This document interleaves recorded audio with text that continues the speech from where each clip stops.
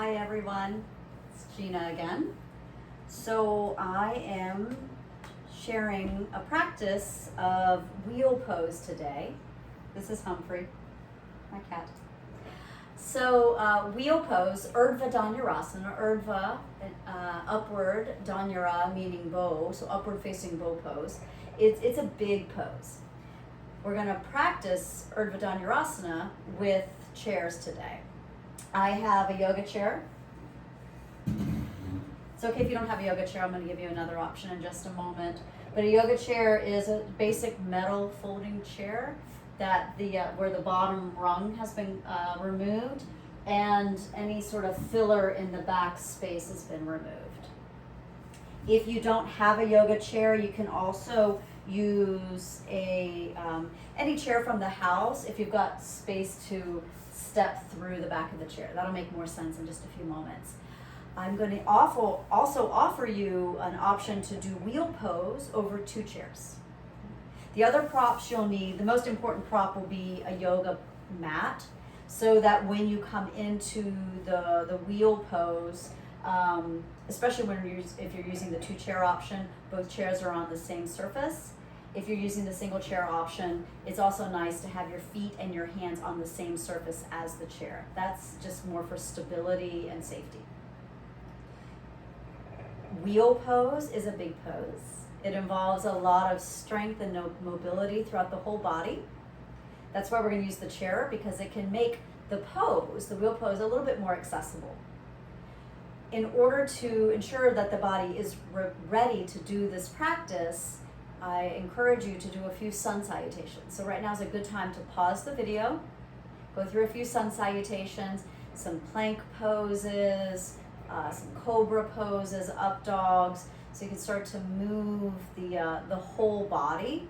And once you've gone through a little bit of sun salutation work, come back, hit play again, and we'll pick up from there. Okay, so before we move into the wheel practice over the chair, we're going to do a couple of asanas, a couple of yoga poses to further prepare the body. Also, if you've got a couple of blocks can be helpful for this version of wheel pose that we'll be practicing together. If you have blocks, great. If you don't, no worries. A couple of books of the same height can also serve the same purpose. I have a third mat that in a few moments I'm going to put over the seat of my chair. If you don't have the third mat, if you're only working with one mat, again, the most important thing is that the mat be under the chair. To start, this is my other cat, Becco. We're going to come into a chair pose, Utkatasana, without using the chair. We're going to use the chair in just a moment. All right, so feet hip distance apart or feet and knees together. Bend your knees, sit the hips back, lift the arms. Utkatasana chair pose. So we want to find strong legs for back bending. So this is one of the reasons why Utkatasana is nice. It's also a symmetrical shape. And for this Utkatasana, I'd like you to stick your butt back a little bit, and then sway back, and then lift your chest. You might feel a little crunching in the low back. And so for that, what I'd like the remedy for you to be a toning of the belly.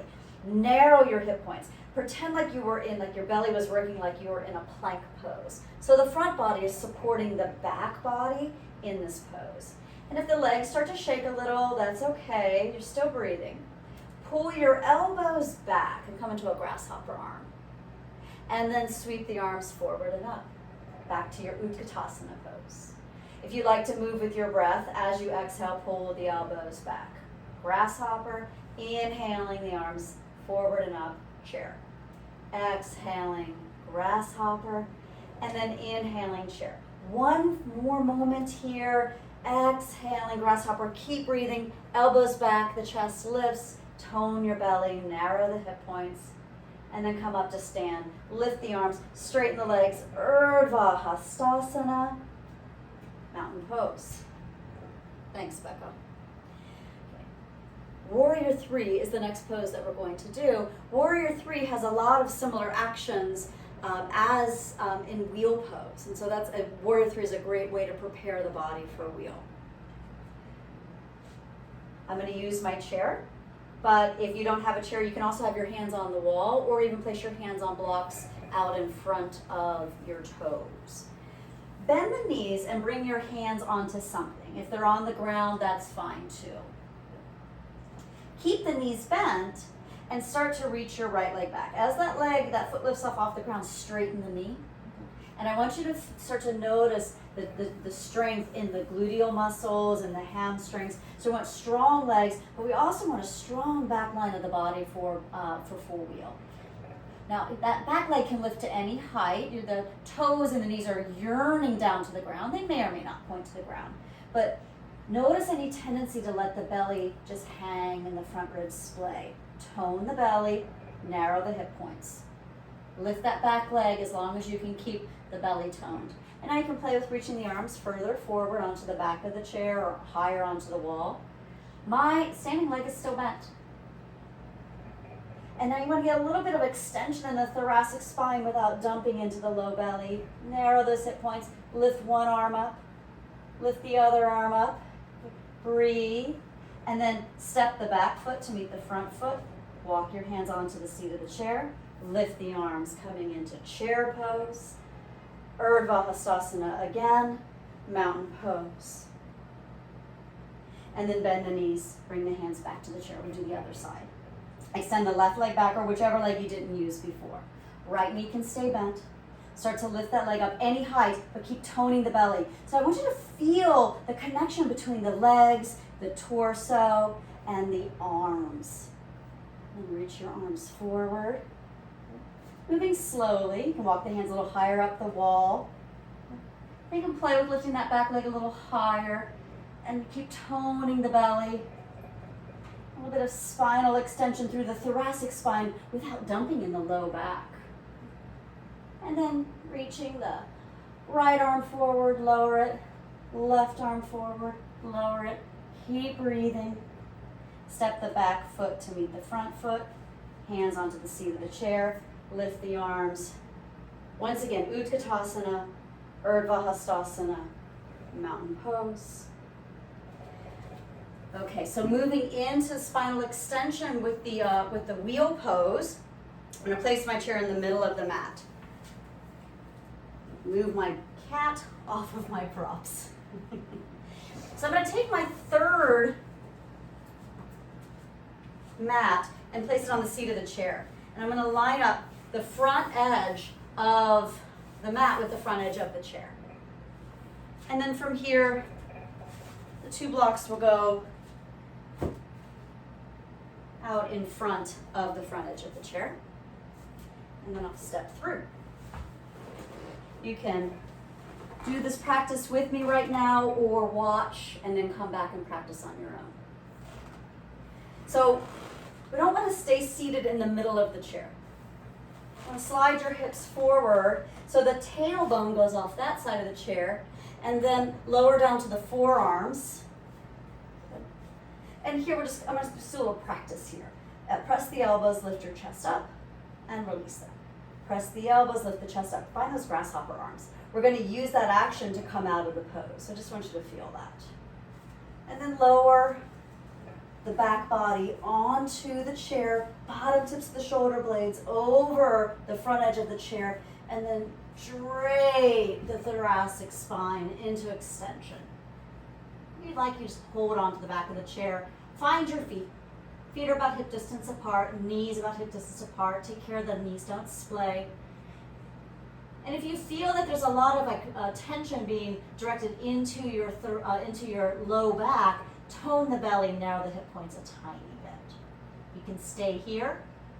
If you'd like to go a little further, you can grab opposite elbows and reach the arms overhead.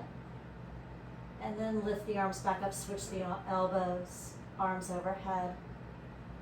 And then return the hands onto the seat of the chair. If that felt interesting, stay there. If you want to go a little more deeply into a full expression of wheel pose, you're going to bring one hand onto a block or onto the ground, the other hand onto the block. And you'll stop anywhere along the way because your full expression today may be very different than mine. Let your breath be the barometer of your practice.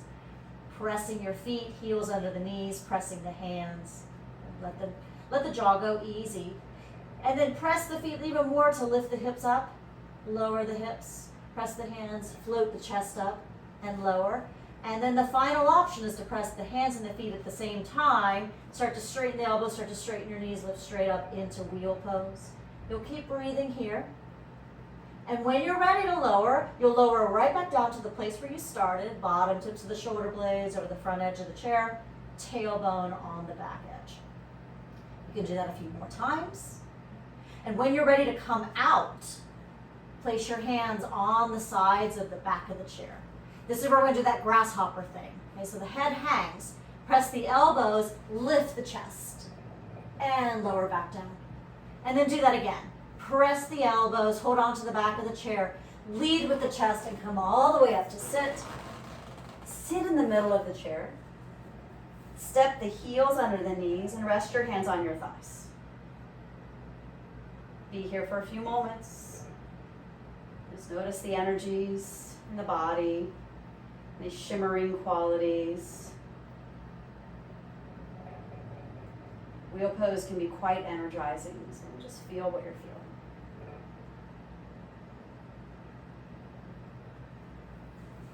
And then step out of the chair and stand in mountain pose.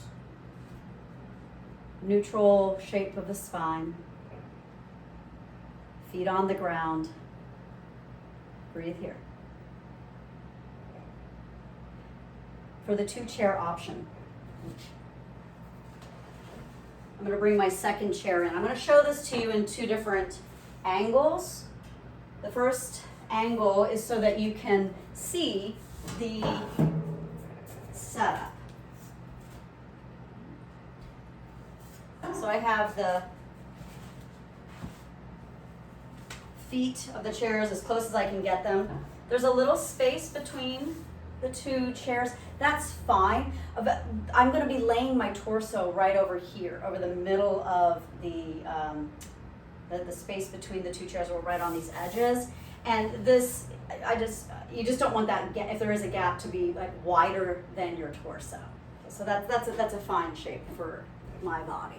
And I'm going to place my mat once again on top. This will be the front edge of the chair where the shoulder blades will be. That's where the front edge of the mat is. And then the tail will be over there. Same setup, I'm going to turn to the side. This way you can see how the pose looks over 2 chairs. And from your angle, it's going to look quite similar. It's going to look similar, and that's because the chairs offer the same type of support. So this edge of the blanket, this edge of the 2 chairs, this is where my shoulder blades will be, the bottom tips. My tailbone will be over there. I have my 2 blocks at the ready. Just like before, have a seat, heels under the knees, feet and knees about hip distance apart. And I'll slide my hips further forward. I may need to reposition the feet a couple times, that's fine. If you need to do that, that's fine too. And then you're lowering down onto the elbows. And here you are once again in that grasshopper shape, because that's how you're going to come out. Press the elbows down, lead with the chest. And then you'll lower all the way down.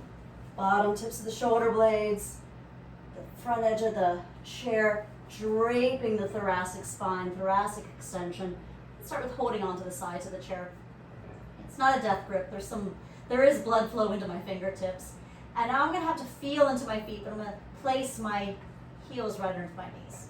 You can stay right here. This is an inversion, so it may actually feel interesting to stay for a while with the head below the heart. Same arm options here. You can grab opposite elbows and lower the forearms overhead. If that creates any pulling feeling in the shoulders, if it creates tension in the breath, go back to that first option, holding on to the sides of the chair. Switch the forearms.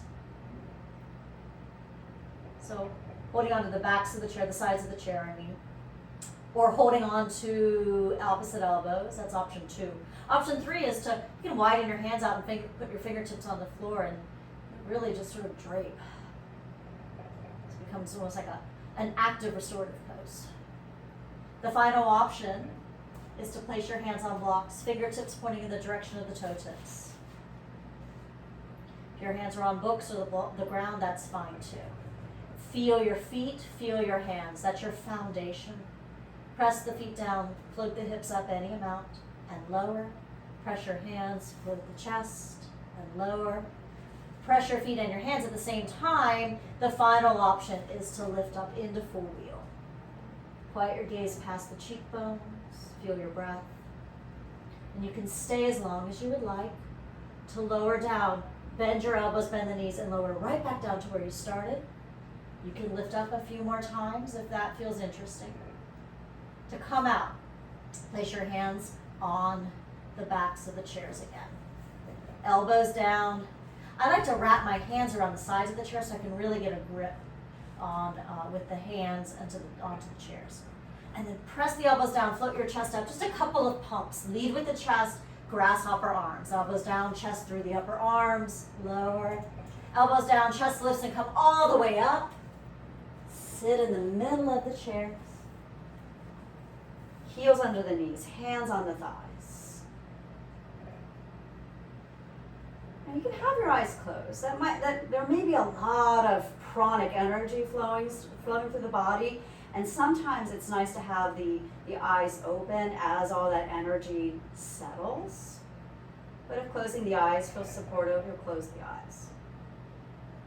Regardless of the shape of the eyelids, quiet your gaze downward.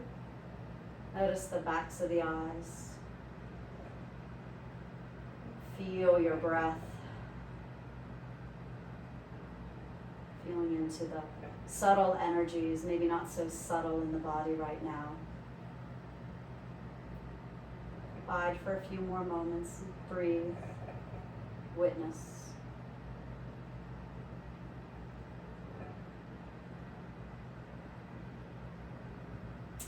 And come to stand in mountain pose. Symmetrical shape, feet on the ground, spine is in neutral. It's neutral curves. Stand tall.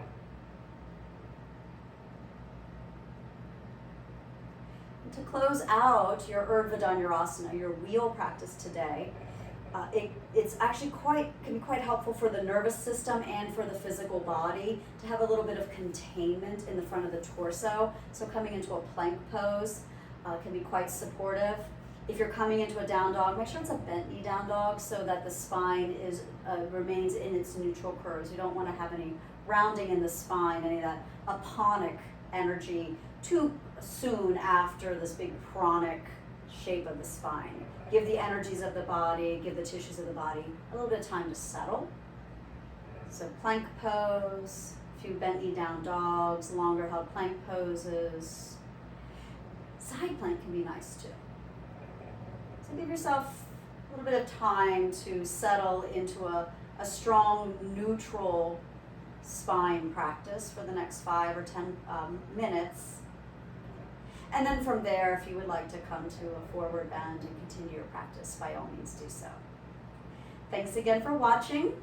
Again, my name is Gina, and if you have any questions, drop your question into the comment list below, or drop me a line on Instagram or through my website.